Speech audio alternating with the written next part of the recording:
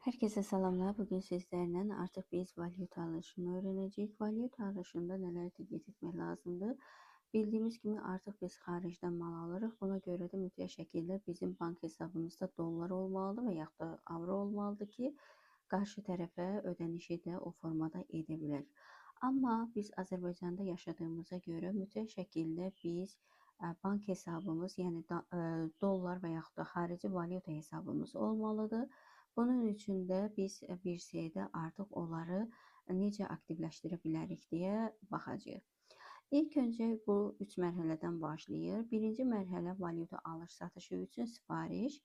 İkincisi bizim hesabımızdan xaric olma. Üçüncüsü isə daxil olmadır. Bu nə deməkdir? Biz bildiyimiz kimi realda belə bir şeydir ki, əgər sizin əlinizdə nağd pul varsa, siz həmin nağd pulu birbaşa banka gedə bilər və bankdan onu hər hansı bir xarici valyutaya çevirə bilərsiniz. Amma bir şeydə və real iş mühitində, biznes mühitində bu belə deyil. Mütləq şəkildə valyuta əldə etmək üçün biznes hesabımızdan, yəni əlavə etməyimiz üçün mütləq şəkildə ilk öncə banka müraciət etmək lazımdır ki, biz sizdən filan qədər məbləğdə filan valyutada pul götürmək istəyirik və əgər o bir sözlə verəcəyimiz valyuta sifarişində təsdiq olunarsa, ondan sonra artıq biz bank hesabımızdan manat, yəni hesabımızdan, milli valyutamızdan çıxarış edirik, yəni çıxardırıq pullarımızı və köçürdürük həmin bank hesabına. Həmin bank da bizə onun qarşılığında istədiyimiz valyuta, yəni xarici valyuta məbləğini verir. Bunun üçün neyinirik? İlk öncə biz mütləq şəkildə sorğu göndərməliyik qarşı tərəfə. Bunun üçün neyinirik? Gəlirik bir şeydə bank olan menyuya. Ondan sonra valyuta alış-satış üçün olan hissəni klikləyirik və burada artıq biz qarşı tərəfə sorğu göndərəcəyik. Bunun üçün neyinirik? Üstə gəlməni klikləyirsiniz. Gördüyümüz kimi belə bir mini pəncərə açılır. Bu mini pəncərədə birinci məlumatı seçirik, OK düyməsini sıxırıq və belə bir pəncərə yenidən açılır və artıq məlumatlarımızı daxil edirik. İlk öncə tarixi dəyişmək lazımdır. Bunu silirik. 02.02.2025 qoyuruq. Daha sonra valyuta hesabını seçirik. Bizim valyuta hesabımız bildiyimiz kimi dollar bank hesablarımız var idi. Yox idisə mütləq şəkildə onu daxil edin. Bunun üçün klikləyirik. Təsəvvür edək ki, bizdə Paşabank dollar kartımız var, yəni hesabımız var. Manat hesabımızı da mütləq şəkildə seçmək lazımdır. Bizim elə Paşabankımızdan manat hesabımız da var idi. Ona görə də onu klikləyirik və qaytarma hesabı gəlir ki, qaytarma hesabı da belədir ki, ola bilər ki, biz məbləğimizi göndərmişik, amma ola bilər valyuta məsələsi və yaxud da ki, bankda hər hansı bir problem olar və bizə həmin məbləği geri qaytarır. Ona görə də biz həmin qaytarma hesabını mütləq şəkildə manatla seçməliyik ki, valyuta məsələsində itkiyə yol verməyək. Onun üçün də qaytarma hesabını mütləq şəkildə klikləyirik və manat hesabımızı seçirik. Bu birinci hissə bizim məlumatlarımızdır. Yəni biz bank hesablarımızı daxil edirik. İkinci hissə isə kimdən sifariş verəcəksə onların məlumatlarını daxil edirik. Əlbəttə ki, burada təlim olduğuna görə biz sadəcə olaraq burada iki məlumatı daxil edəcəyik. Birinci bankın adını, yəni hansı bankdır, klikləyirsiniz bu üç düymə olan hissəyə. Gəlirsiniz, gördüyümüz kimi kontragenlər çıxdı, hansı ki biz əvvəlki dərsimizdə onu yaratmışdıq.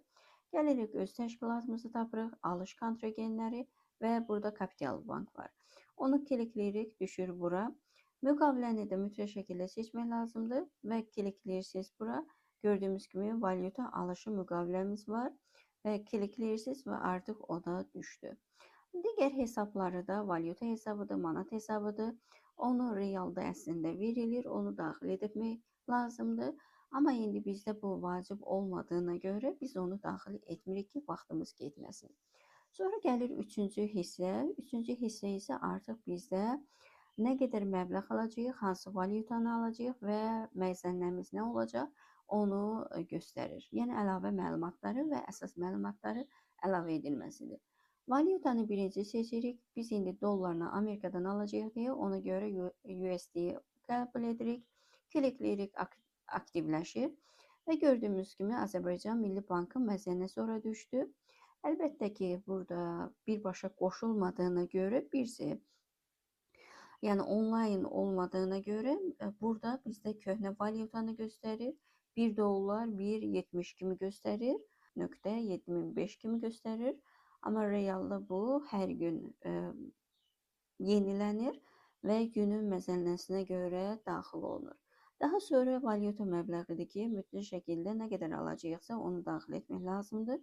Bunun üçün yazırıq 10.000 dollar. Təsəvvür edək ki, 10.000 dollar biz Kapital Bankdan pul götürmək istəyirik.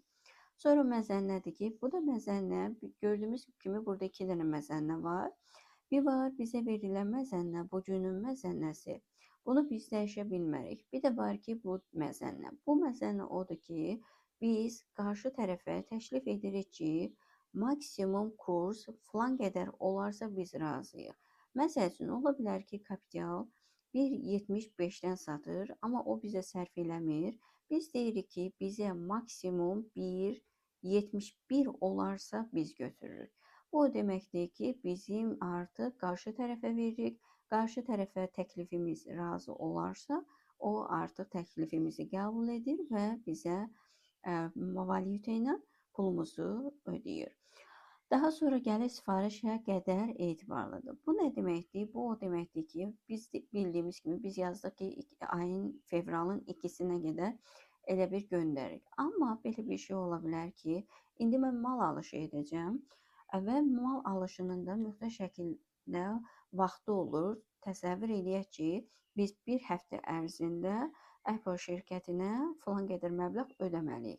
Ona görə də biz qarşı tərəfə banka bildiririk ki, bizə maksimum, məsəl üçün, filan vaxta qədər pulu çatdır ki, biz artıq ödəniş edə bilək. Ona görə də bunu yazırıq ki, gecikmə halı olmasın və kapital da bunu məsəl üçün bilsin və bizə xəbərdarlıq eləsin ki, filan vaxta qədər onun hesabında bizim istədiyimiz məbləğ var, yoxsa yox. Bunun üçün yazırıq ki, təsəvvür elə ki, bizim maya qədər, daha doğrusu marta qədər vaxtımız var. Martın 1-i 2025-ə qədər biz son vaxt veririk kapitala ki, bu vaxta qədər bizə pulu ödə və həmin pulu da hesabımıza köçür. Sonra gəlir komissiya haqqı. Bu da ki, bankın komissiya haqqıdır. İndi o özü verir, misal üçün bizə təklif edir ki, bildiyimiz kimi hər bir bankın öz komissiya haqqı olur. Biz də təsəvvür edirik ki, bu bizə 1%-dən verir. Ona görə 1 yazaq. Sonra əsas gəlir. Əsas nədir burada? Biz bura yaza bilərik ki, valyuta alışı və burada mütləq şəkildə bu əsas hissəyə mütləq şəkildə bildirməliyik ki, biz niyə bu pulu istəyirik. Ona görə də yazırıq biz bura xaricdə mal alışı.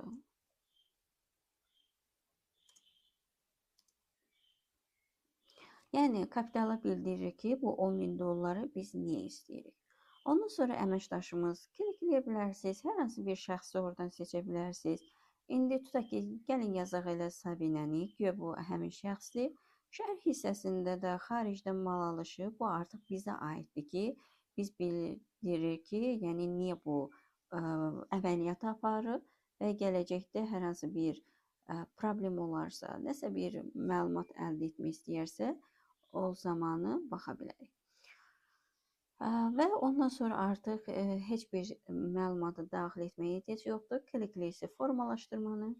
Bir şey də deyim ki, artıq deməli bu faylda 2025-ci ildə bütün məlumatlar doldurulduğuna görə, ona görə də məcburi olaraq bunun tarixini dəyişib. Biz məcburi 2026-ya qoyacağıq.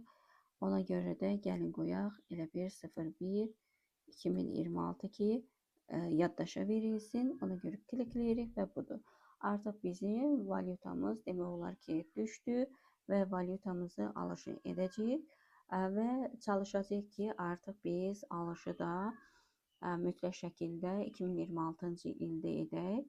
Çünki artıq 2025-də bütün əməliyyatlar olduğuna görə artıq elə bir dolmuş kimi hesab olunur. Və artıq deməli olaraq birinci biz valyuta sifarişimizi verdik ki, bizə valyuta sifarişimizi $10.000 ver.